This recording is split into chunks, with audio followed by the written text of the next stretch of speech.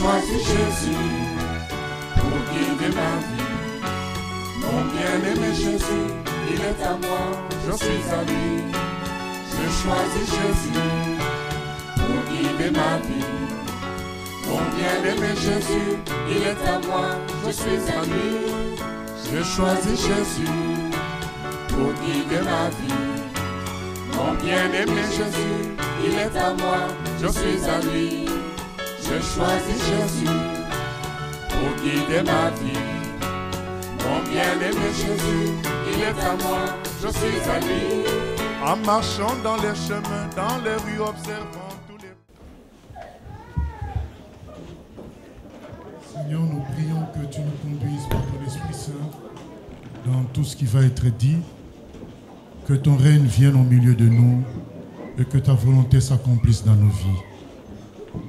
Viens te manifester car c'est toi qui donnes la vie, Seigneur. Viens sauver encore.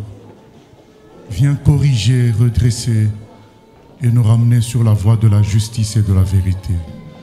Au nom de Jésus, nous avons ainsi prié. Amen. Amen.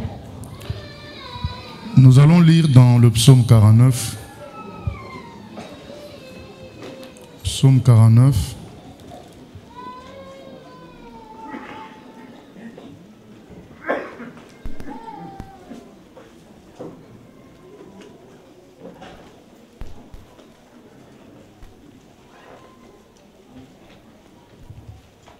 Il est écrit: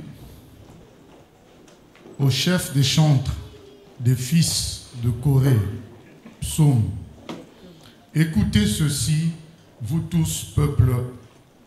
Prêtez l'oreille, vous tous, habitants du monde, petits et grands, riches et pauvres.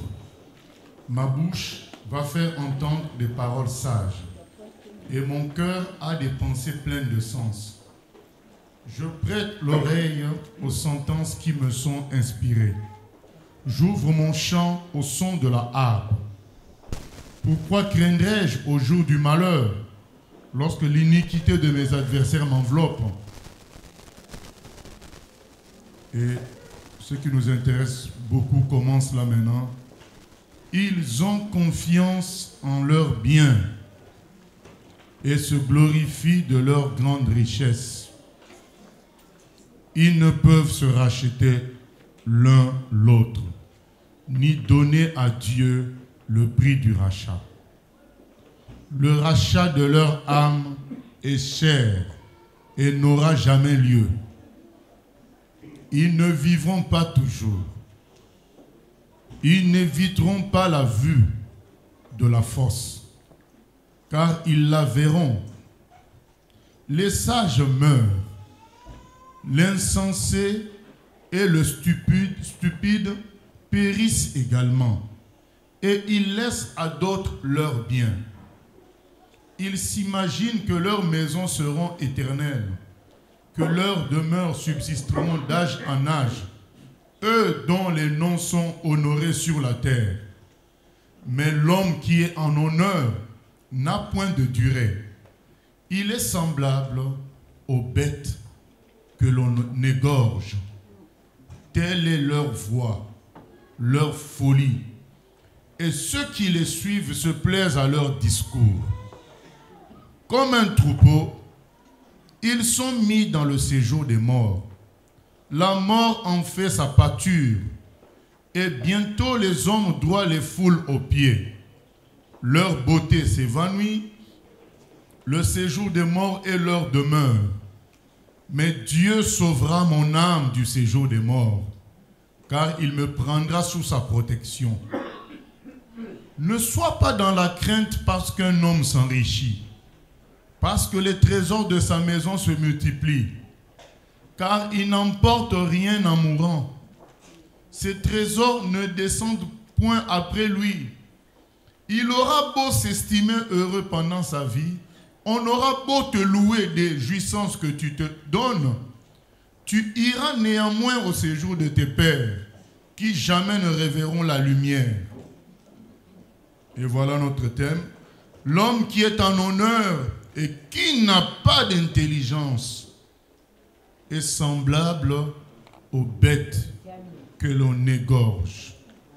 l'homme qui est en honneur et qui n'a pas d'intelligence est semblable aux bêtes que l'on égorge. Nous voulons nous poser la question suivante. Est-ce que l'homme est vraiment intelligent? C'est ça la question. Et la conclusion nous est donnée dans le psaume 49, 21. Il n'a pas d'intelligence. L'homme qui est en honneur et qui n'a pas d'intelligence est semblable aux bêtes que l'on égorge. Quand je dis il n'a pas d'intelligence, dans leur majorité, les hommes n'ont pas d'intelligence parce qu'ils ressemblent aux bêtes que l'on égorge. L'intelligence, c'est quoi? C'est la faculté, la capacité à comprendre les choses, à connaître les choses, les événements, à les saisir et à voir les relations qu'il y a entre les choses et les événements. Un exemple, lorsque quelqu'un a mis une sorte d'herbe dans son plat, après qu'il ramène la cuillère dans sa bouche et son visage grimace, un homme intelligent qui est à côté va voir le lien entre la poudre, les herbes qui ont été mises dans l'assiette et le fait que le visage de la personne grimace. Il va se dire, tiens, les herbes qu'il a mises, ce sont des herbes amères. Ça gâche la nourriture. Un homme qui touche, qui voit quelqu'un d'autre toucher de la ferraille et se brûler les mains, ne va pas faire la même chose. Parce qu'il se dit, le premier a touché, ça lui a brûlé les mains. Moi, je ne veux pas faire la même chose parce que je risque de me brûler les mains. Ça, c'est l'intelligence. Ça te permet de faire des relations entre les événements, entre les choses. Mais comment expliquer que l'homme en arrive, lorsqu'il est question des choses les plus importantes, à ne pas faire ces relations-là? Vous savez, quand il est écrit, il est semblable aux bêtes que l'on égorge. Les bêtes, ils sont comment? Vous voyez, il y a les vaches qui naissent ensemble, qui jouent ensemble, qui sont dans un troupeau. Et tous les mois, on en tue une. Mais les autres vont vivre comme si rien ne se passait. Elle voit bien qu'il y a une qui a disparu, mais vous n'allez voir dans aucune vache l'idée de fuir l'enclos.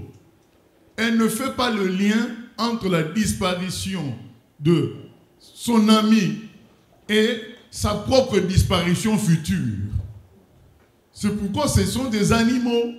Ils n'ont pas l'intelligence pour faire toujours. Il y en a qui sont assez intelligents, mais normalement l'intelligence scientifique de l'homme est supérieure pour faire des relations entre les événements, entre les choses et essayer de gérer son avenir. L'homme a eu cette capacité et on voit comment il construit des voitures, il construit des maisons. C'est pour gérer l'avenir. Il fait des stocks, il fait des études. C'est parce qu'il a vu qu'il y avait des relations entre les choses, alors il prévoit à l'avance. C'est ça l'intelligence. Mais une vache ne se rend pas compte. Elle croit être dans le meilleur des endroits puisqu'on s'occupe d'elle. Il y a même un vétérinaire pour venir la soigner. Mais tout ça est fait pourquoi? C'est pour qu'elle se fasse manger un jour. Mais ce problème-là, ce futur-là, la vache ne saisit pas ça. Quand on dit les animaux qu'on égorge, c'est pareil pour les moutons. On les élève, on les encaisse, on les amène dans les pâturages. Ils mangent, ils sont contents, ils sont protégés des loups par le berger. se disent, mais nous sommes au paradis. Non, on est en train de les élever, de les engraisser pour les égorger plus tard. Et ce verset nous dit, c'est la même chose pour l'homme qui est en honneur. Les gens applaudissent cet homme. Les gens disent qu'il est fort, il est beau. Elle est belle, elle est intelligente, elle a réussi sa vie. Mais c'est écrit, si cette personne n'est pas intelligente, donc Dieu ne considère pas notre capacité à construire, à planifier comme de la vraie intelligence. Spirituellement, ce n'est pas ça l'intelligence. Humainement, c'est l'intelligence, mais spirituellement, non. Spirituellement, l'homme est mort. Parce qu'il se comporte comme un animal spirituellement. Il ne réfléchit pas. Il réfléchit quand il s'agit de prévoir sa retraite, d'étudier pour avoir un bon travail. Là, il réfléchit. Mais lorsqu'il s'agit de la chose la plus importante concernant la vie éternelle, il ne réfléchit plus, il devient comme un animal. Il se laisse engraisser par le monde. Mais tout ça est fait pour t'amener un jour à la mort. C'est ce que ce texte nous révèle. Il est écrit au verset 7, « Ils ont confiance en leurs biens et se glorifient de leur grande richesse. Mais ils ne peuvent se racheter l'un l'autre. » Ça veut dire quoi? Ça veut dire que malgré toutes ces richesses, l'homme est incapable d'acheter sa vie. Donc quand le jour de la mort arrive, il ne peut pas éviter ça. Il y a des gens qui réussissent dans tous les domaines. Avoir des enfants, mariage, les enfants sont bien installés, mais ce n'est pas ça qui va racheter la vie. Un jour, tu meurs. Et le texte nous dit que c'est rigolo parce que au verset 11, les sages meurent. L'insensé et les stupides périssent également. Donc, l'homme qui se croit sage, intelligent, riche, fort, a la même fin qu'un moustique, a la même fin qu'une mouche, a la même fin qu'un cafard. Donc, un jour, il meurt. Et il n'a pas de solution. Mais pourquoi il ne réfléchit pas à la solution? C'est ça la question de ce livre. Et ce psaume appelle ces gens-là des gens bêtes parce qu'ils ne réfléchissent pas. Ils ne voient pas que leur fin ressemble à la fin d'un cafard. Ils ne voient pas que leur fin ressemble à la fin d'un animal. C'est écrit. Les sages meurent, l'insensé et les stupides périssent également. Un drogué meurt, un homme riche meurt aussi. Un fou meurt, un président meurt aussi. Mais à quoi ça a servi alors d'être président? Vous me direz, mais d'avoir une belle vie. Oui, mais une belle vie, s'il faut que ça finisse par la mort. Vous savez, quand les années passent, elles ne sont pas comme des trésors dans nos poches. Vous savez, l'argent, l'or, tu peux accumuler et que ça reste dans tes coffres comme une certaine richesse. Mais les années qui sont passées, elles sont passées. Tu ne peux pas les ramener pour te rajeunir. Tu es près de la mort, épuisé. Tu ne peux pas faire un rappel des années où tu avais 2 ans, 3 ans pour te rajeunir. C'est ce qui est écrit. Ils ne peuvent pas racheter leur âme. Ils ne peuvent pas, tu ne peux pas faire le rappel des années. C'est déjà passé. Alors que quelqu'un qui a amassé quelque part 10 millions, lorsque dans son compte personnel à la maison, il n'y a plus rien, il peut aller rappeler les millions qu'il avait mis quelque part. Mais nous, on ne peut pas faire ça concernant les années, concernant le dépérissement, concernant le fait que nous sommes en train d'aller vers la mort. On ne peut pas faire marche arrière. Malgré toute la richesse, malgré toute l'intelligence. Et L'écrivain de la Bible dit, mais comment l'homme ne comprend pas ça? Ça paraît évident. Où est partie l'intelligence? Il est devenu comme une bête. Il se laisse engraisser par le monde. Il vit. Il oublie qu'un jour il mourra. Pourquoi ne réfléchit-il pas à la solution concernant la mort? C'est là le problème. Les gens répètent les mêmes erreurs que leurs prédécesseurs. Où est l'intelligence? La vraie intelligence, comme on a dit, trouve des relations entre les choses et prépare en quelque sorte des solutions. C'est ça l'intelligence. Tu as vu ton père ivrogne, comment il a fini. Tu as vu ton père polygame, comment il a fini. Tu as vu ton cousin, ton oncle escroc, comment il a fini. Mesrine, l'ennemi public numéro 1 dans les années 70 en France, Jacques Mesrine, celui qui a défié la police française, l'État français. Mais il a fini comment? Dans sa voiture criblée de balles, parce que toute la police l'entourait. Mais on va trouver toujours des gens croire qu'ils vont faire comme Mesrine, alors que Mesrine a fini mal. On va trouver des gens continuer à adorer l'argent et à ne faire qu'amasser, alors que devant eux, ils ont vu des gens mourir avec des gros comptes bancaires sans pouvoir racheter leur vie. Mais tout ça ne fait pas réfléchir. On nous a raconté une histoire hier. Un monsieur était tellement amoureux de son argent qu'il a fait signer des papiers à sa femme devant témoin, comme quoi le jour de sa mort on l'enterre avec ses millions. Et le jour de sa mort, le témoin a dit à la femme, est-ce que tu as honoré le vœu du défunt?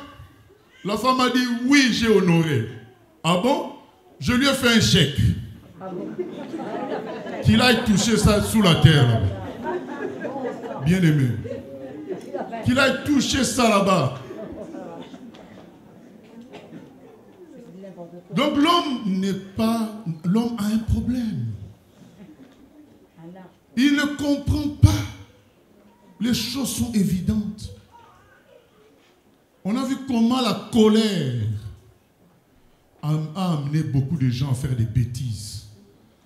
Mais les gens vont continuer à agir par colère. Ils ne prennent pas les leçons du passé. En Europe, il y a eu une époque, une guerre qu'on appelle la guerre de 100 ans. Malgré ça, les hommes continuent à faire la guerre. Ils continuent à s'armer. Combien de gouvernements n'a-t-on pas changé? Les problèmes continuent.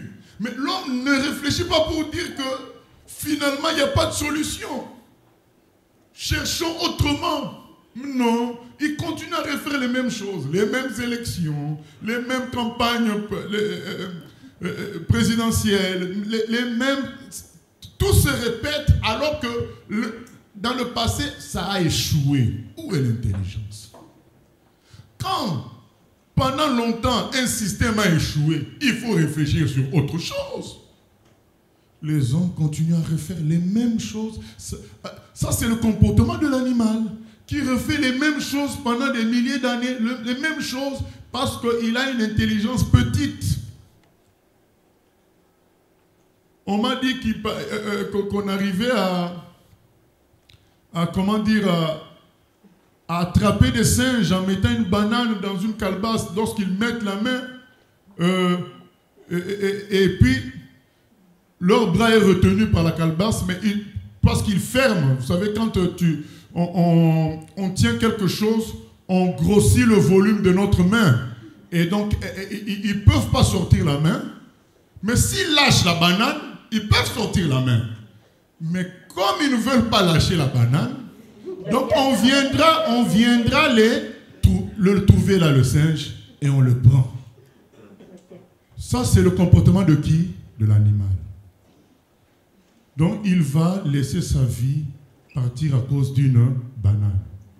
Mais l'homme est censé être plus intelligent, comprendre qu'il peut trouver la banane ailleurs. Mais l'homme fait les mêmes erreurs. Il voit bien ses prédécesseurs, comment ils finissent, et il refait les mêmes erreurs.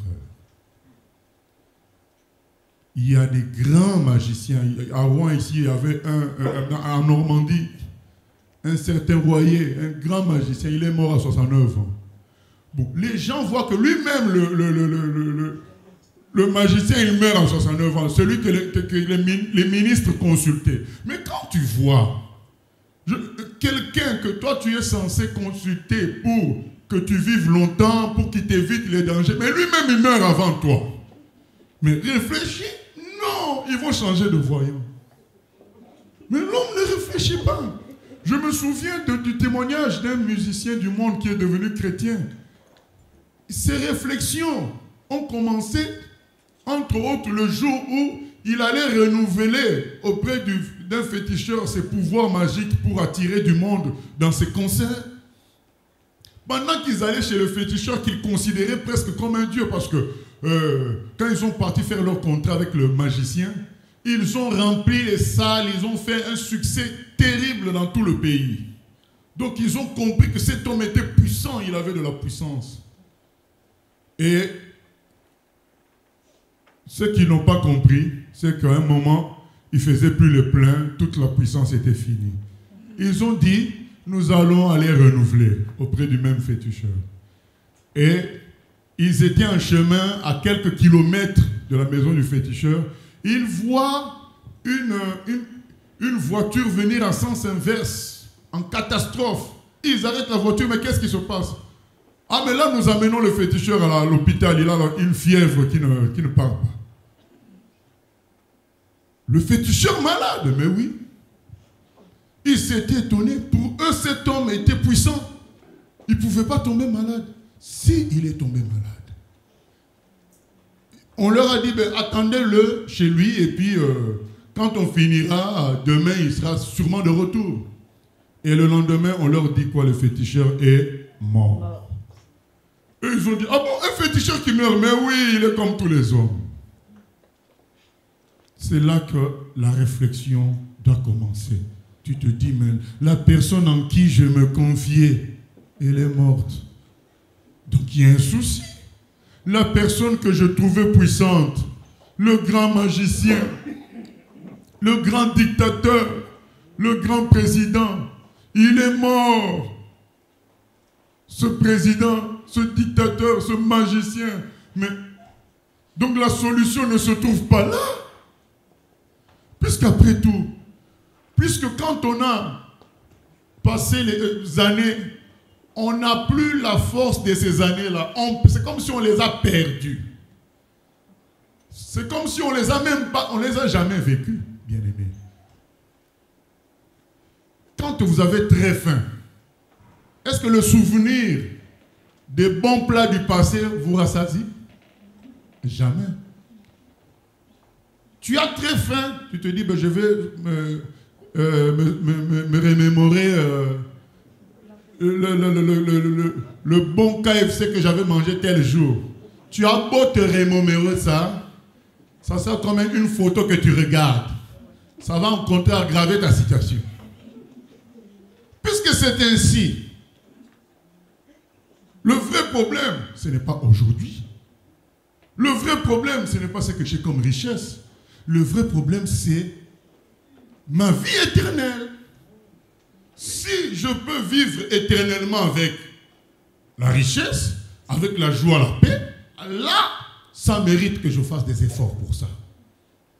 Mais aujourd'hui, tout ce que tu peux avoir va passer un jour, notamment le jour de la mort, parce que les gens ont dit, mais non, il y en a qui meurent riches, mais ils meurent riches. C'est faux, ils ne meurent pas riches. Ils meurent avec de gros comptes bancaires, avec de gros biens, mais eux-mêmes, quand ils meurent, ils n'ont rien, puisqu'on les enterre tout seuls. Puisque c'est ainsi, il faut réfléchir sur la solution. Tu ne vas pas être millionnaire et mourir comme un animal, comme une mouche. L'intelligence nous réclame de réfléchir à ce problème. Cette même intelligence qui a inventé les voitures pour réfléchir au problème de transport, l'avion à cause du problème de transport, cette intelligence qui nous a poussés à fabriquer des médicaments pour contrer les maladies, à fabriquer des microscopes pour regarder les choses petites. Cette intelligence devait nous amener à réfléchir sur la solution de la mort. C'est évident parce que toutes les choses que nous citons sont moins dangereuses que la mort, sont moins importantes que la mort. Que tu contres le microbe aujourd'hui, que tu contres la faim aujourd'hui, un jour tu mourras. Donc le vrai problème, c'est la mort. Tout le reste est secondaire. Ça ne veut pas dire que ce n'est pas des problèmes, mais c'est secondaire. Mais comment l'intelligence qui nous pousse à réfléchir sur le secondaire ne nous amène pas à réfléchir sur l'essentiel? On devient comme des animaux. L'homme est devenu comme un animal. On voit des jeunes. Regardez comment finissent des jeunes qui n'ont pas cru en Dieu. Comment finissent des jeunes qui ont refusé l'école. Comment ils finissent mal. On voit les gens répéter la même chose. Mais non. L'homme doit être plus intelligent que ça.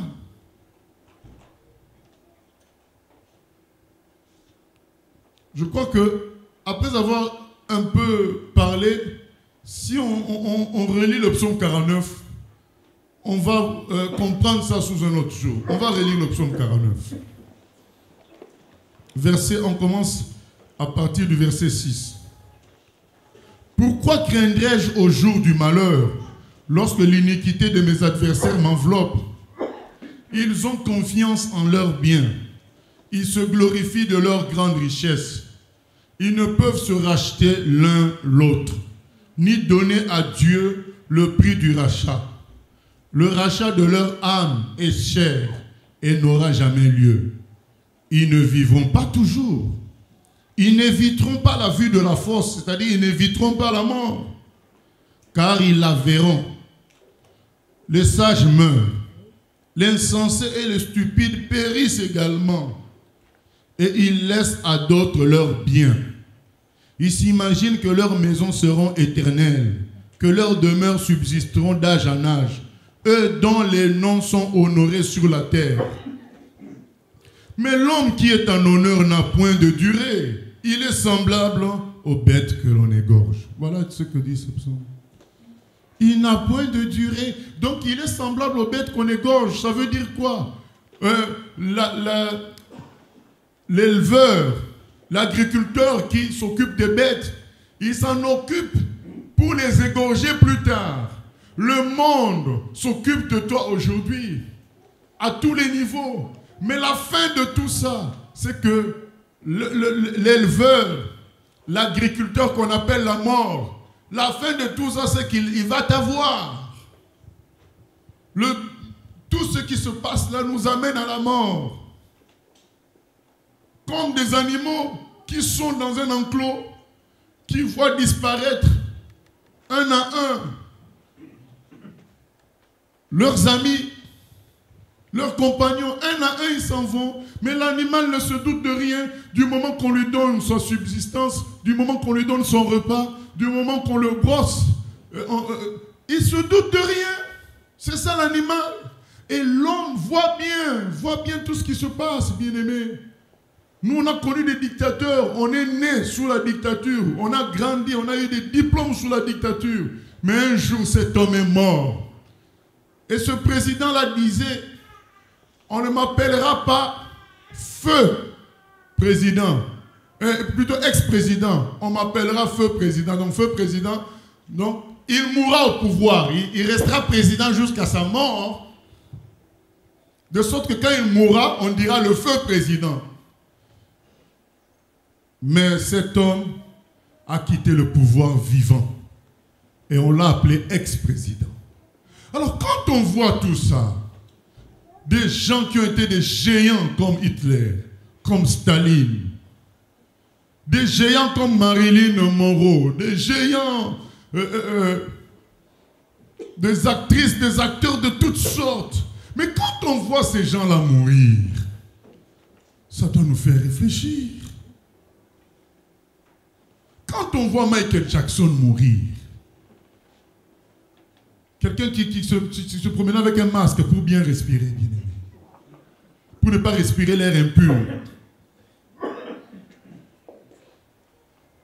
Quelqu'un qui faisait pleurer même les présidents. Lorsque Michael Jackson débarquait quelque part, tout le monde tremblait.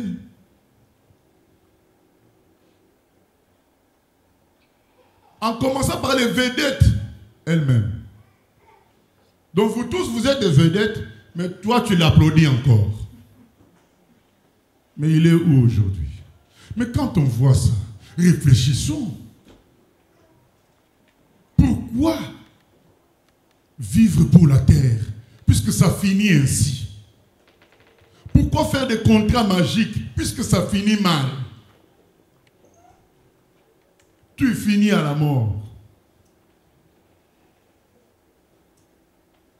Il est écrit au verset 13, mais l'homme qui est en honneur n'a point de durée. C'est quoi 100 ans? C'est rien du tout, ça passe très vite. N'a point de durée. Il est semblable aux bêtes que l'on égorge. Telle est leur voix. Et on rajoute leur folie.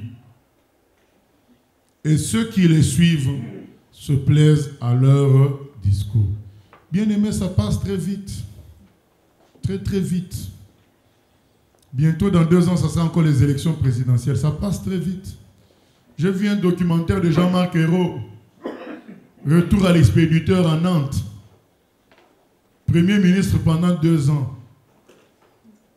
Il est reparti trouver son petit bureau de député.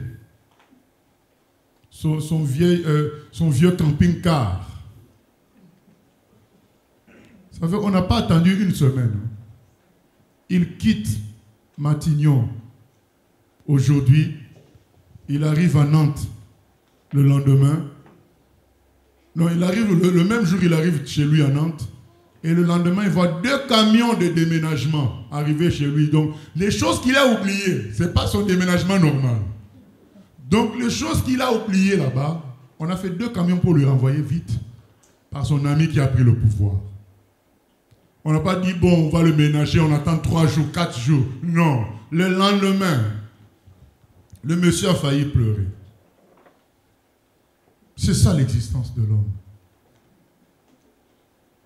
Est-ce que c'est ça que nous voulons? Finir toujours mal dans la mort? Non. Un homme normal doit réfléchir. Il doit se dire, il y a un souci. Moi, je ne veux pas finir comme ça. Il faut chercher la solution concernant le problème de la mort. Il faut retrouver de l'intelligence. Il faut être sérieux. Je ne dois pas ressembler à l'animal. Qui voudrait qu'on le confonde à un chien ou à une vache? Personne. Mais si on a cette dignité-là, si on a cette dignité d'être un être humain, comportons-nous en être humain intelligent. Réfléchissons au problème de la mort. L'homme a cette faculté de réfléchir et de prévoir. Sinon, c'est un animal. Il vit comme tout le monde. Il voit tout le monde mourir. Il voit les riches mourir, les bêtes mourir. Et lui aussi, il vit. Il ne réfléchit pas. Non, là, il y a un souci.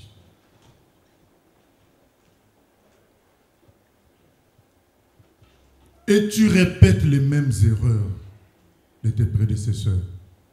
C'est pourquoi dans le monde on dit telle mère, telle fille, tel père, tel fils. Puisque les gens répètent les mêmes erreurs. Or, l'intelligence aurait voulu qu'en voyant l'échec de l'autre, tu dises non, je ne passerai pas par le même chemin. Quand nous, on était petits et que nos parents étaient des polygames, on en souffrait, nos mamans souffraient. Il y avait des difficultés familiales à cause de ce fait-là. On ne voyait pas le papa. Et aujourd'hui, on trouve des gens de notre génération, de notre âge, qui redeviennent encore polygames. On dit, mais ça c'est la folie. Ce monsieur-là, il pleurait parce que son père faisait souffrir sa mère. Ce monsieur était en colère contre son père. Il détestait son père. Mais aujourd'hui, lui, il devient père, il refait la même chose. Est-ce que ça, c'est l'intelligence? C'est comme un animal. Il refait la même chose tranquillement. On voit des gens mourir de cancer de poumon à cause de la cigarette. Les gens vont voir, ils vont répéter la même chose. Est-ce que c'est ça l'intelligence? Non, ce n'est pas l'intelligence. Tu prends le paquet de cigarettes, c'est écrit fumer, tue. Et tu es qui? Un médecin. Et tu fumes. Où est l'intelligence? Dites-moi, où est l'intelligence? Il n'y a plus d'intelligence. L'homme est comme un animal. Mais c'est dû à quoi? C'est dû au travail du diable. Nous relisons le psaume 49 et nous passerons à un autre passage jusqu'au bout. Verset 14. Telle est leur voix, leur folie, et ceux qui les suivent se plaisent à leur discours. Comme un troupeau, ils sont mis dans le séjour des morts. La mort en fait sa pâture, et bientôt les hommes doivent les foulent aux pieds. Leur beauté s'évanouit. Le séjour des morts est leur demeure. Mais Dieu sauvera mon âme du séjour des morts. Pourquoi nous croyons en Dieu? Parce qu'il règle la question de la mort. C'est ça la raison essentielle. Il règle la question de la mort. Il nous amènera au paradis après notre mort. Mais Dieu sauvera mon âme du séjour des morts. Parce que tout ce qu'on peut avoir ici passera un jour. Un jour, tu n'auras plus le goût de ce qui s'est passé autrefois. Tu as beau vivre des événements, des exploits. Un jour, tu te retrouveras sans goût devant tout ça. Incapable d'utiliser ces anciens exploits pour te redonner la vie. Non. Il y a des gens qui ont été des grands boxeurs, des grands cyclistes. Bernard Hinault, 5 fois, il a eu le Tour de France. Il a gagné le Tour de France. Mais il a dit depuis qu'il a laissé le volet, il n'a plus remis encore ses jambes dans un vélo. C'est fini. Et quand tu le vois, tu ne peux pas penser qu'il a eu 5 fois le Tour de France. Tu ne peux pas reprendre ces années où tu as été fort pour te redonner la force. C'est fini, tu ne peux pas racheter ça. Une seule personne peut racheter ça. C'est Dieu. Par la puissance de la résurrection, il te donne une vie nouvelle. C'est pourquoi nous l'avons choisi. Et il est écrit au verset 17, « Ne sois pas dans la crainte parce qu'un homme s'enrichit. » Je vois des gens dérangés, gênés quand ils voient les hommes s'enrichir. Mais non, leur tristesse est plus grande quand la mort approche. Mais si tu es riche dans le ciel, ta joie est plus grande quand la mort approche. Tu sais que tu vas aller retrouver tes richesses que Dieu t'a réservées au paradis.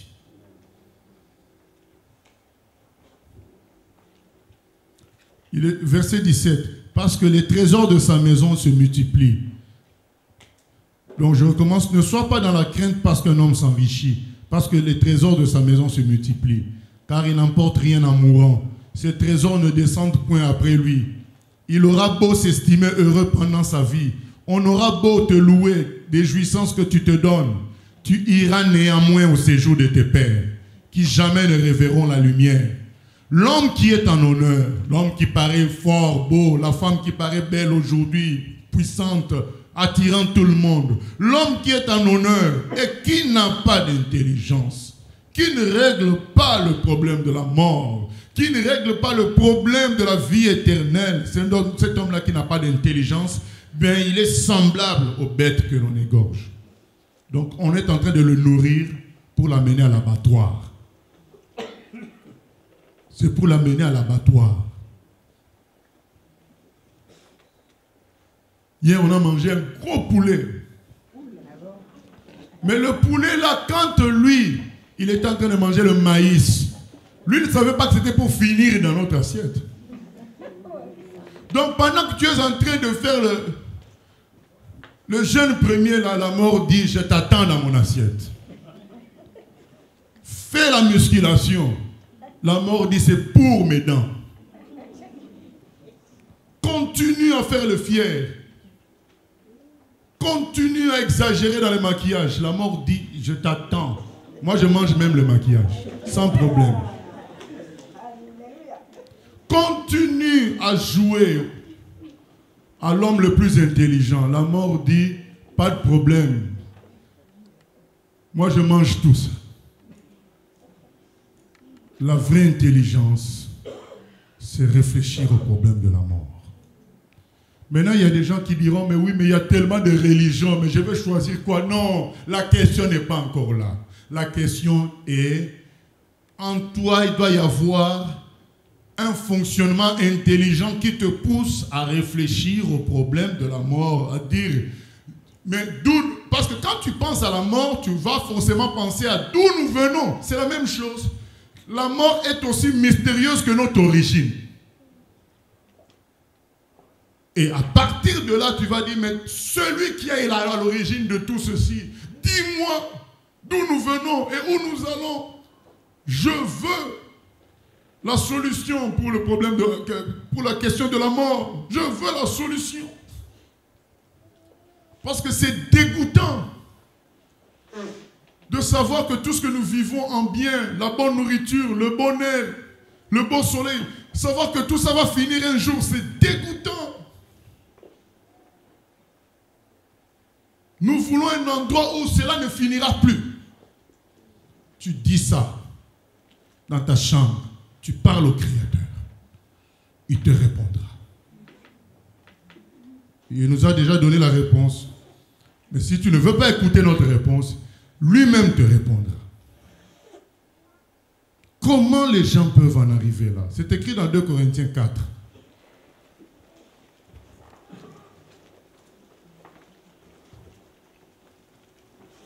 « 2 Corinthiens 4,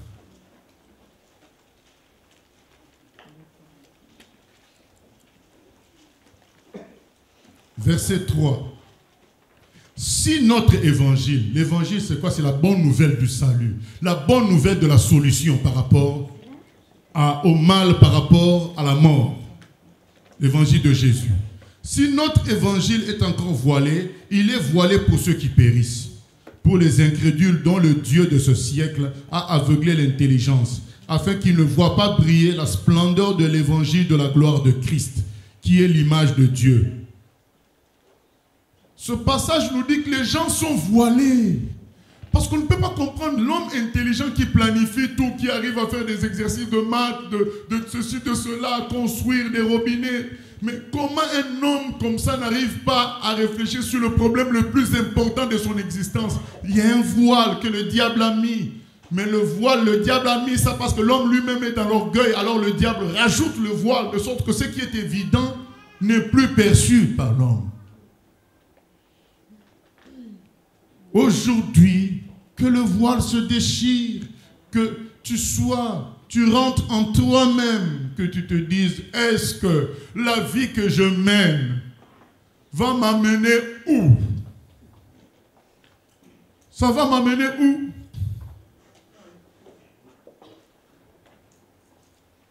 Que tu réfléchisses. On se souvient de quelqu'un qui était vigile. Vous savez, les petits impolis qui parfois viennent déranger, ben, il lui donne une baffe, le petit il meurt. Mais toi tu as une femme, tu as des enfants. Ces petits-là, c'est des fous. Il va t'injurier aujourd'hui, demain il va te respecter, le lendemain il va... Et toi tu suis tout ça, tu donnes la baffe. Et le petit il meurt. Emprisonné, le boulot fini. Donc, un homme doit réfléchir aux conséquences. Tu te dis bien, bon, je peux régler le compte, mais ça peut aller loin. Déjà, quand tu es en poste comme ça, tu tapes quelqu'un, déjà c'est le licenciement. Mais tu as une famille. L'homme réfléchit à tout ça. Mais quand le péché est là, l'homme ne réfléchit plus. Il vit dans le système du mal. Il ne réfléchit plus. La colère l'anime. La haine l'anime. L'orgueil l'anime. Il ne réfléchit plus à son avenir et il fait n'importe quoi. Et les conséquences sont graves. Et le grand problème, c'est la mort. Quelle position prendre? Les chemins que tu suis là, les projets dans lesquels tu es, la situation dans laquelle tu vis, ça t'amène où? Ça t'amènera peut-être à attraper le sida. Ça t'amènera peut-être à faire la prison et mal finir. Ça t'amènera peut-être à te suicider, criblé de problèmes. Tu es en train de suivre le présent. L'homme, Dieu lui a donné l'intelligence, de sorte que l'homme peut être affamé aujourd'hui pour bien manger demain.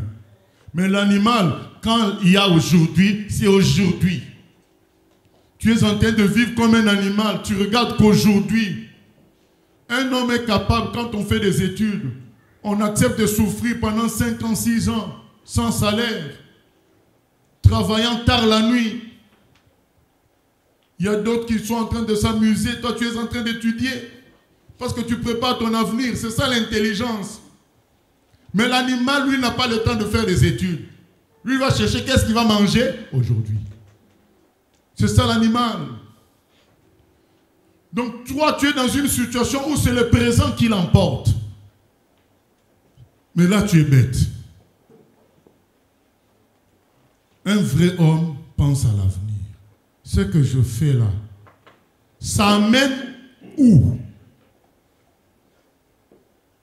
Ça, c'est ça l'homme intelligent. Ça va m'amener où? Mais l'homme qui est comme l'animal, il veut profiter maintenant. Maintenant, j'ai besoin de ceci. Maintenant, je dois. Maintenant, je suis fort. Maintenant, je suis belle. Maintenant, je suis... Voilà. Vous imaginez qu'il y a des gens, admettons, je donne un exemple. Il est dans un travail où il est payé 400 € le mois, mais il va voler un appareil qui coûte 200 €. Donc, il se fait licencier parce qu'il a volé quelque chose qui coûte 200 €. Où est l'intelligence dans ça? Tu dis, mais le péché rend bête. C'est ce qui est écrit dans 2 Corinthiens 4. Le péché, donc, il y a un voile qui se met là. Romains 1. L'intelligence est obscurcie.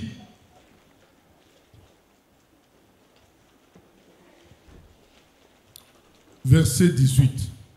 La colère de Dieu se révèle du ciel contre toute impiété et toute injustice des hommes qui retiennent injustement la vérité captive.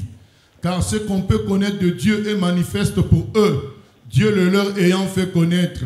En effet, les perfections invisibles de Dieu, sa puissance éternelle et sa divinité se voient comme à l'œil nu depuis la création du monde, quand on les considère dans ses ouvrages. Ils sont donc inexcusables, car ayant connu Dieu, ils ne l'ont point glorifié comme Dieu et ne lui ont point rendu grâce, mais ils se sont égarés dans leurs pensées et leur cœur sans intelligence a été plongé dans les ténèbres. Se vantant d'être sages, ils sont devenus fous et ils ont changé la gloire du Dieu incorruptible en image représentant l'homme corruptible, des oiseaux, des quadrupèdes et des reptiles. C'est pourquoi Dieu les a livrés à l'impureté, selon les convoitises de leur cœur. Ainsi, ils déshonorent eux-mêmes leur propre corps et eux qui ont changé la vérité de Dieu en mensonge et qui ont adoré et servi la créature au lieu du Créateur qui est béni éternellement. Amen. L'homme est en train de servir la créature. Il sert l'argent, il sert les biens matériels, il sert la nourriture. Il sert sa propre vie au lieu de servir celui qui est à l'origine de tout ça. Et ça l'amène à toutes sortes de bêtises. Et même dans les milieux chrétiens, les gens répètent les mêmes erreurs. Comme il y a un monsieur qui passait son temps à prêcher sur le fait que Dieu nous donne le royaume, il nous donne le royaume, il nous donne l'argent, il nous donne tout. Mais il est mort d'un petit accident d'avion. Un petit accident d'avion. Mais c'est Dieu-là qui donne le royaume, ne t'a pas montré ça, mon cher.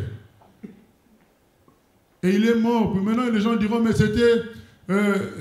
après, on invente toujours des histoires. Dieu l'avait prévenu. Mais bien aimé, il avait prévenu qu'il mourrait avec sa femme, avec son fils aussi. Non, il ne faut pas chercher l'argent. Il faut chercher le royaume de Dieu. Les prédicateurs qui vous demandent de chercher l'argent, c'est des escrocs. Regardez leur fin. Ils finissent toujours mal. Il faut chercher la solution. La solution, c'est le paradis. C'est le royaume de Dieu. Et il est écrit, ce qui est beau, c'est qu'il est écrit, Dieu s'occupe du reste. Il ne nous demande pas de chercher seulement le royaume de Dieu. Il rajoute, le reste, je m'en occupe. Lui, il dit le royaume. Il avait son avion privé. Et quand tu vas aller dans leur conférence, tu dois payer de l'argent. Les chrétiens qui vont payer de l'argent pour les prédications. Mais est-ce que vous lisez la Bible? C'est écrit, vous avez reçu gratuitement, donnez gratuitement. Ou vous allez payer parce que vous espérez qu'un jour, vous aussi, vous ferez des choses, vous ferez payer aux gens. Le problème, c'est qu'on connaît la fin de toutes ces personnes qui s'enrichissent sur le dos des autres comme ça. Ils finissent mal. Mais il va y avoir encore d'autres qui vont répéter les mêmes choses. Où est l'intelligence? Intelligence obscurcie, c'est ce qui est écrit dans ce passage au verset 21. Ayant connu Dieu, ils ne l'ont point glorifié comme Dieu et ne lui ont point rendu grâce, mais ils se sont égarés dans leurs pensées et leur cœur sans intelligence a été plongé dans les ténèbres. Vous savez, même si tu as de grands cieux, quand tu es dans les ténèbres, tu ne vois rien. Mais là, c'est plus grave. Parce qu'on dit, dans une autre version, on dit que leur intelligence, qui est déjà obscurcie, est plongée en plus dans les ténèbres. Donc la personne ne réfléchit plus à l'avenir. Elle est dans des polémiques inutiles. Donc là, c'est écrit, leur cœur sans intelligence. Déjà que leur cœur est sans intelligence, mais il a été en plus plongé dans les ténèbres. Là, ça va être grave. C'est ce que nous voyons à gauche, à droite. Nous voyons des gens répéter les mêmes choses dans les bêtises, dans la drogue. Ils répètent. Donc, déjà qu'ils sont sans intelligence, mais ils sont plongés dans les ténèbres. Il faut sortir de ça. Il faut sortir. Même dans le milieu chrétien, il faut sortir de la logique matérialiste. Il faut sortir de la logique où on cherche l'argent, on cherche les biens. Non, on doit chercher la gloire du ciel. Dieu est capable de nous donner la véritable vie. Et il s'occupe du reste sur terre. Maintenant, il y a des gens qui diront, mais moi je fais le mal parce qu'il y a un truc qui est plus fort que moi. Ça me pousse à faire ça. Je comprends bien ce que tu dis, monsieur, mais que faire? C'est mon corps qui est comme ça. C'est mon cœur qui est comme ça. Mais tu n'es pas le premier. Dans Romains 7, c'est écrit ceci. Romains 7.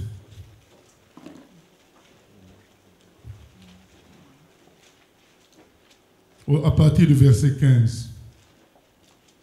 Car je ne sais pas ce que je fais. Donc voilà ton discours. Tu dis, tu comprends bien que ce qu'on dit est vrai. Mais il y a une autre réalité. Je ne fais point ce que je veux et je fais ce que je hais. C'est-à-dire, quand tu fais tes péchés, tu es dans ton système Il y a des moments de lucidité où tu te dis non, je suis sur la mauvaise voie. Mais il y a une force en toi qui te dépasse et tu replonges encore. C'est ce que tu dis là. Je ne fais pas ce que je veux. Tu aurais bien aimé être comme Dieu le souhaite. Tu aurais bien aimé réfléchir comme on vient d'expliquer. Mais, voilà, verset 16. Or, si je fais ce que je ne veux pas, je reconnais par là que la loi est bonne. C'est-à-dire les principes de Dieu sont bons.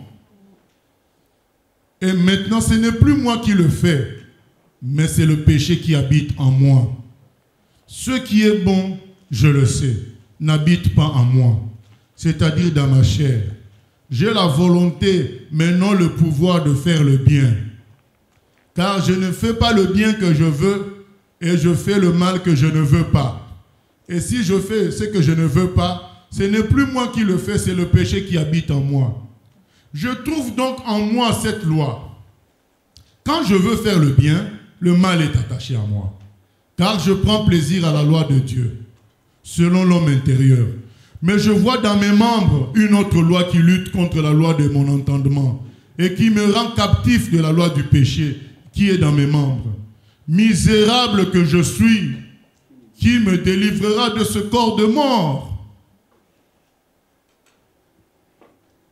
Certains vont dire ça. Je comprends bien que c'est pas bon d'être dans le péché, c'est pas bon de servir le monde, c'est pas bon de servir l'argent. Ce qui est bon, c'est être en accord avec le Créateur. Ce qui est bon, c'est de chercher la vie éternelle. Je comprends, mais vraiment l'envie est irrépressible. J'ai des envies toujours du mal. Je suis triste. C'est pourquoi ces gens-là finissent par boire. Ils finissent par la drogue. Parce qu'ils ne sont pas heureux. Et en eux-mêmes, ils sentent bien que ce n'est pas le bon chemin. Mais ils capitulent face à la puissance du péché qui est en eux. Ils capitulent, ils disent, mais l'intelligence maintenant, c'est quoi? Est-ce que je n'ai jamais vu quelqu'un dire, dans des pays comme la France, oh, je ne me sens pas, j'ai des maux de tête, j'ai mal à la dent. Je n'ai pas le choix. Je reste comme ça. Non. Qu'est-ce qui se dit? Je vais appeler SOS médecin. Je vais aller aux urgences. Aujourd'hui, il faut appeler SOS médecin. Il y a des urgences qu'on appelle les urgences éternelles. Les urgences tenues par le Fils éternel de Dieu, Jésus. Il dit dans Jean 6, 37, « Je ne rejetterai point quiconque vient à moi. » Il connaît ton problème. Il sait que tu veux bien, mais tu n'arrives pas. Je ne suis pas en train de parler aux gens qui, eux, ils ont décidé de rester comme des animaux et de continuer dans le mal. Je parle aux gens qui se disent, mais on veut bien, mais on se sent attiré par le mal. On a bien compris. Mais tu ne vas pas rester comme ça. Tu vas crier à l'aide. Matthieu 11, 28 à 30, Jésus dit, « Venez à moi, vous tous qui êtes fatigués et chargés. » Et nous allons finir le passage qu'on lisait. Verset 25, verset 24. « Misérable que je suis, qui me délivrera de ce corps de mort? Qui va me délivrer de l'orgueil, de la colère? » Il y a des gens qui savent bien que ils ont mal réagi, ils ont parlé dans la colère. Puis ils disent, mais que faire pour que cette colère s'en aille une fois pour toutes? Après avoir fait des bêtises dans la colère, quand ils retrouvent la paix, ils disent, j'ai fait encore des bêtises. Misérable que je suis. Après avoir pris la cocaïne, la personne se dit, j'ai encore replongé. Si on m'avait attrapé pendant que j'achetais ça, peut-être c'était la prison. Misérable que je suis. Il y a des gens en eux qui sentent bien que la voix du diable, ce n'est pas la bonne voix. Mais ils sont dedans. Misérable que je suis. Qui me délivrera de ce corps de mort? Voilà la réponse maintenant. Grâce soit rendue à Dieu par Jésus-Christ notre Seigneur. Ça veut dire merci Dieu de m'avoir envoyé Jésus-Christ. Ainsi donc, moi-même, je suis, par mon intelligence, esclave de la loi de Dieu, mais je suis par la chair esclave de la loi du péché. Réponse finale. Vous savez qu'autrefois, il n'y avait pas de chapitre. Donc, le texte se continue. Il n'y a donc maintenant aucune condamnation pour ceux qui sont en Jésus-Christ. En effet, la loi de l'esprit de vie en Jésus-Christ m'a affranchi de la loi du péché et de la mort. Amen. Amen. Alors Jésus est venu faire un miracle. Ça s'appelle la nouvelle naissance. Il est venu habiter en tous ceux qui croient en lui afin de leur donner la victoire sur le péché et sur le mal, sur les convoitises de ce monde. Il dit dans Jean 16, 33, ne craignez point, j'ai vaincu le monde. Jean 16, 33. Donc c'est fini ces histoires-là de capituler. Jean 16, 33. Il dit, je vous ai dit ces choses afin que vous ayez la paix en moi. Vous aurez des tribulations dans le monde. Ça ne sera pas facile dans le monde. Avec tout ce qu'il y a comme tentation, péché, ça ne sera pas facile. Vous aurez des tribulations dans le monde. Mais prenez courage. J'ai vaincu le monde. Alors, comme il a vaincu le monde, il vient habiter dans tous ceux qui croient en lui afin de leur donner la victoire sur le monde. Voilà ce que Jésus-Christ a fait. C'est ce qu'on appelle la nouvelle naissance. Donc tu n'as plus l'argument de dire « je n'y arrive pas ». Il suffit que tu invites Jésus-Christ aujourd'hui. Et les choses vont changer. C'est ça la mission que Dieu nous a donnée. Il nous a donné la mission d'ouvrir les yeux des humains afin qu'ils contemplent la gloire de Dieu et disent mais il y a une solution. C'est ce qu'il dit à mon ami Paul dans Actes des Apôtres au chapitre 26. Actes des Apôtres chapitre 26 verset Actes des Apôtres chapitre 26 verset 19 verset 17 pardon.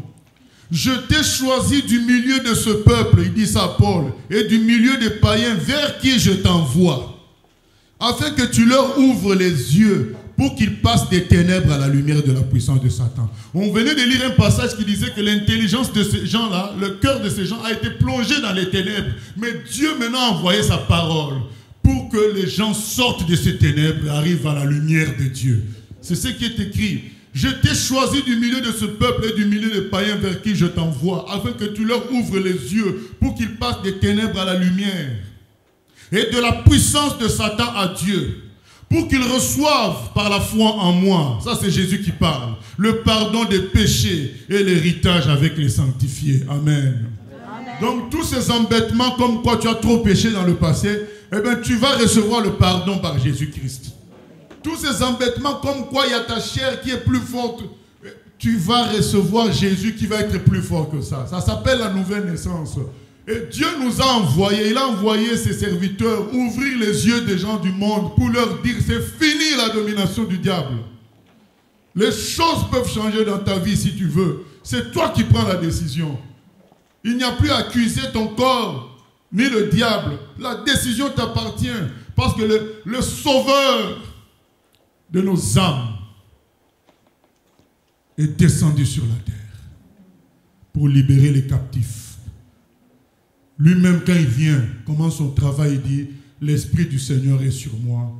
Il m'a donné la puissance pour libérer les captifs. » Mais il y a un choix à faire. Choisir Dieu choisir de vivre comme Dieu veut. Et Dieu, lui, s'occupera de t'en donner la force, la joie, la paix et le plaisir. De vivre la vie éternelle, de vivre selon ses commandements. Voilà ce qui te reste à faire. Choisir Dieu. Et laisser Dieu vivre en toi. Tu peux t'appeler chrétien, mais est-ce que tu as vraiment choisi Dieu? Est-ce que c'est Dieu qui dirige ta vie? Ou bien est-ce que tu as écouté des enseignements sur la prospérité, sur la réussite personnelle? Non. Le Seigneur dit, cherchez le royaume de Dieu. Cherchez que le Seigneur soit votre roi. C'est ça qu'il nous demande de chercher. Et tu goûteras, hein, comme c'est écrit dans un autre passage, goûtez et voyez combien Dieu est bon. Et tu ne pourras plus te passer de lui. Comme Josué qui restait dans le temple malgré le fait que Moïse était parti, il restait avec Dieu. Comme le démoniaque de Gadara qui a été délivré par Jésus de ces 5000 démons, il est resté auprès de Jésus, il ne voulait plus quitter Jésus. Tu ne voudras plus quitter Jésus parce que tu comprendras qu'il y a une puissance qui est au-dessus de l'argent, une puissance qui est au-dessus de la nourriture, des plaisirs de ce monde. C'est la puissance de Jésus. Jésus dit, je suis le chemin, la vérité et la vie. I am the way. Il est le chemin, la vérité et la vie. Aujourd'hui, il t'a visité pour te parler. Les choses peuvent changer. Seigneur, que ton esprit arrache des ténèbres tout ce que tu as prévu d'arracher aujourd'hui. Viens au Père qui t'appelle, oh reviens à la maison. Voici l'heure solennelle où Dieu t'offre son pardon. S'il vous plaît, on va lire Luc 15. Le passage du salut. Il dit encore, un homme avait 2 fils. Le plus jeune dit à son père, mon père, donne-moi la part de bien qui doit me revenir. Et le père leur partagea son bien. Peu de jours après, le plus jeune fils, ayant tout ramassé, partit pour un pays éloigné, où il dissipa son bien en vivant dans la débauche.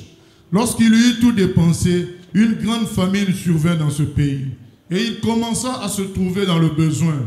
Il alla se mettre au service d'un des habitants du pays, qu'il envoya dans ses champs garder les pourceaux. Il aurait bien voulu se rassasier des carouges que mangeaient les cochons, mais personne ne lui en donnait. Étant rentré en lui-même, il dit, combien d'ouvriers chez mon père ont du pain en abondance, et moi ici je meurs de faim. Je me lèverai, j'irai vers mon père, et je lui dirai, mon père, j'ai péché contre le ciel et contre toi. Je ne suis plus digne d'être appelé ton fils. Traite-moi comme l'un de tes ouvriers. Et il se leva et alla vers son père. Comme il était encore loin, son père le vit et fut ému de compassion. Il courut se jeter à son cou et l'embrassa. Le fils lui dit, papa, j'ai péché contre le ciel et contre toi. Je ne suis plus digne d'être appelé ton fils. Mais le père dit à ses serviteurs, apportez vite la plus belle robe et revêtez-le. Mettez-lui un anneau au doigt et des souliers aux pieds. Amenez le veau gras et tuez-le. Mangeons et réjouissons-nous. Car mon fils que voici était mort. C'est ça ton cas. Tu es comme mort, tu le sais. Et il est revenu à la vie. Il était perdu et il est retrouvé. Et ils commencèrent à se réjouir. Viens au Père qui t'appelle, on revient à la maison. Voici l'heure solennelle où Dieu t'offre son pardon. Aujourd'hui, viens à lui. Ah, pourquoi t'adores? Aujourd'hui, viens reçois son grand salut. Trop longtemps dans la misère, tu vécus sans vrai bonheur. Ce petit que tu préfères, fuir encore loin du sort. et aujourd'hui, viens à lui. Ah, pourquoi tarderais-tu? Aujourd'hui, viens à lui. Viens, reçois son conseil. ah, ton âme est angoissée. Ah, ton âme est angoissée. En vain tu cherches à la paix. À sa croix qui fut dressée, Christ la donne pour Jamais aujourd'hui, aujourd'hui. oh, Viens à lui. Ah, pourquoi tarderais-tu? Aujourd'hui, viens à lui. Viens, reçois son grand salut. à Jésus dit ta souffrance. À Jésus dit ta Souffrance, souffrance, parle-lui de ton péché, mais en lui ton espérance, car en lui Dieu t'a et il t'a sauvé aujourd'hui. viens à lui. Ah, pourquoi tarderais-tu? Aujourd'hui, viens à lui. Viens, reçois son grand salut. Voilà, je vais demander à tous ceux qui sont arrachés aujourd'hui par le Seigneur des griffes de Satan de s'avancer devant et nous allons prier qu'une nouvelle vie commence pour eux. Si tu es là et tu as réalisé que Dieu vient de te libérer, je te prie de t'avancer afin de recevoir Jésus dans ta vie comme Seigneur et Sauveur et marcher définitivement avec lui. Au nom de Jésus-Christ. Merci Seigneur pour les âmes que tu as arrachées aujourd'hui. Nous croyons en ta puissance. Les chaînes du diable sont tombées au nom de Jésus-Christ. Il n'y a pas à hésiter, tel que tu es, Dieu t'appelle. Vous savez, c'est l'offre du salut. Tel que je suis, sans rien à moi, sinon ton sang, c'est pour moi, et ta voix qui m'appelle à toi, agneau de Dieu.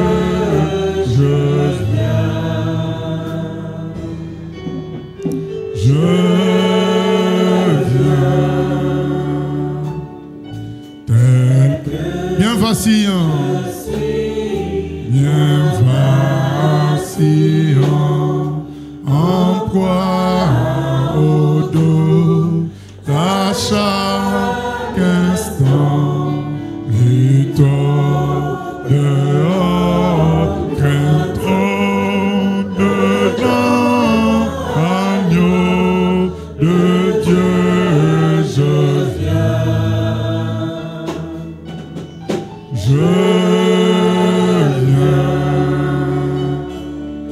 tel que je suis, ton cœur est prêt à prendre le mien tel qu'il est pour tout changer, sauveur parfait, agneau.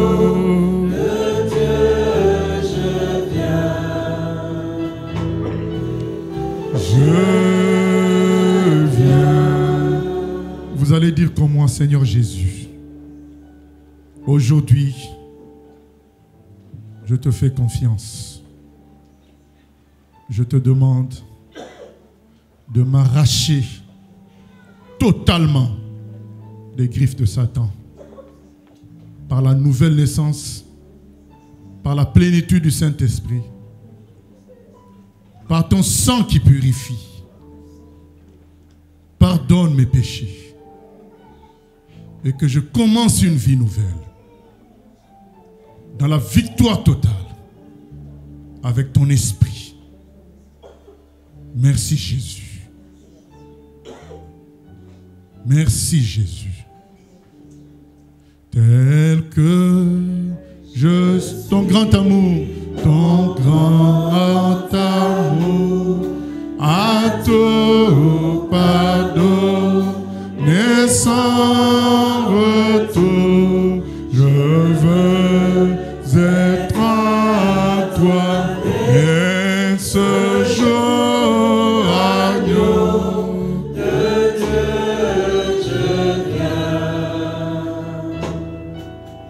je viens. Que Dieu vous bénisse, vous pouvez retourner à votre place. Que Dieu soit béni.